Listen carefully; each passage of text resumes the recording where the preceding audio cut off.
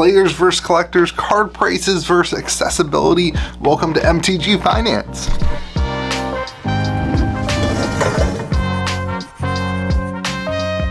Well, what's going on, everyone? Welcome back to Kitchen Table TCG. My name's Louie. I hope you're having yourself a fantastic day. Today, we're going to talk about MTG Finance as a whole. I'm going to give you a couple of thoughts that I have about the subject because I think when you think of MTG Finance, you think of like crypto bros in the background of treating cards like the stock market, or maybe you think of like big, huge YouTubers who try to manipulate, they try to manipulate the market. They try to go after the market and help prices of singles and sealed so that they can sell stuff. But in reality, I think that the truth of MTG Finance is that as a whole, the player base has a much bigger impact on the sphere than anybody else does. And additionally, I think that everybody who is involved in the hobby should be utilizing MTG Finance practices in order to better their enjoyment of the hobby. So we're going to talk about all of that.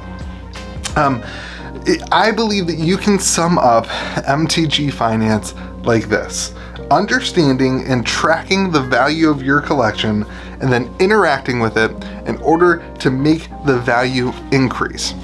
And oftentimes you get this attitude of player versus collector or player versus investor, and the idea is like that the players don't interact with Magic Finance at all, and it's all these investors and collectors that are making cards too expensive for the players to play.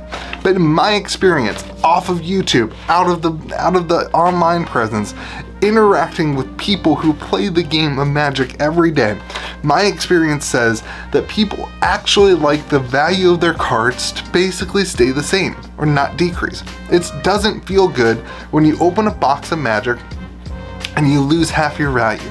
It doesn't feel good when you buy singles and the values go down on it. For the most part, most people like that the value of their cards stays true.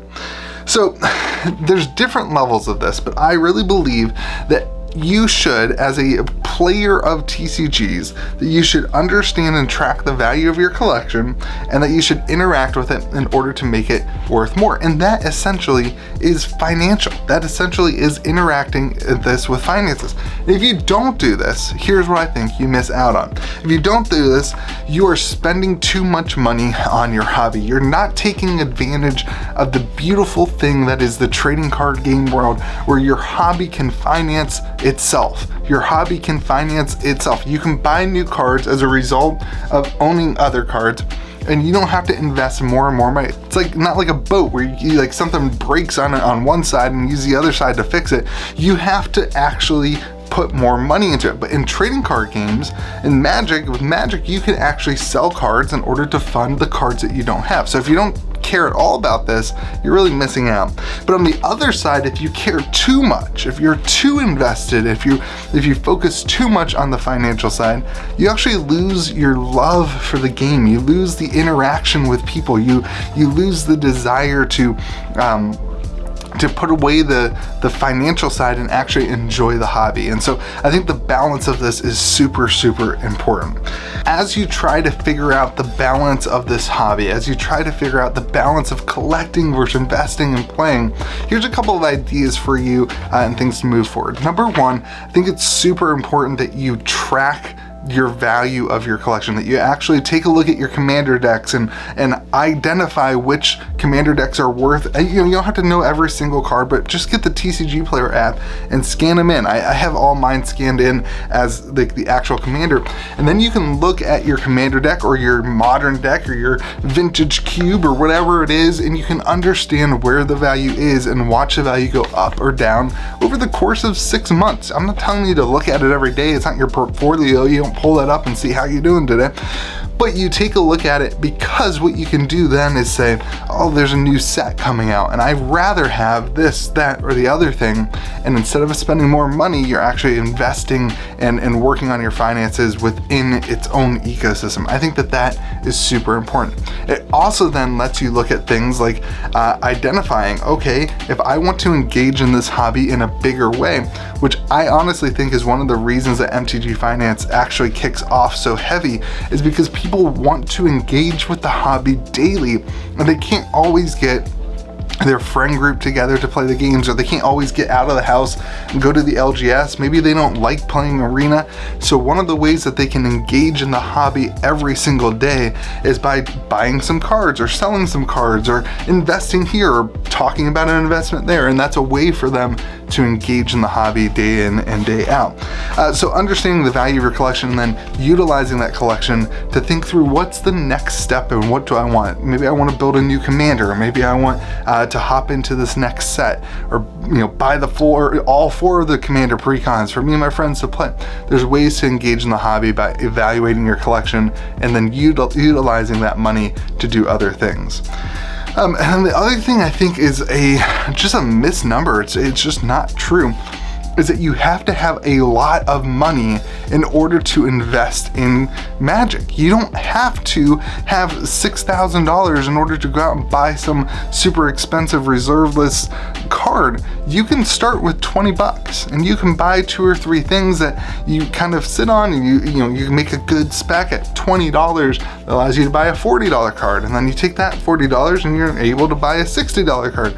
And there's ways to start off small. I think it's a really fun way to engage in the hobby in a different way, but it also teaches you these business practices. It teaches you that you have to have a TCG player account, and it challenges you to move forward and not just stay in the same spot. And I think this is super important, not to just trade your cards into a store. I know I'm biased, I own a store. I love it when people trade in their cards. But to actually learn this side of the hobby will allow you to propel in a lot of different areas of your life as well. I think that is super, super important.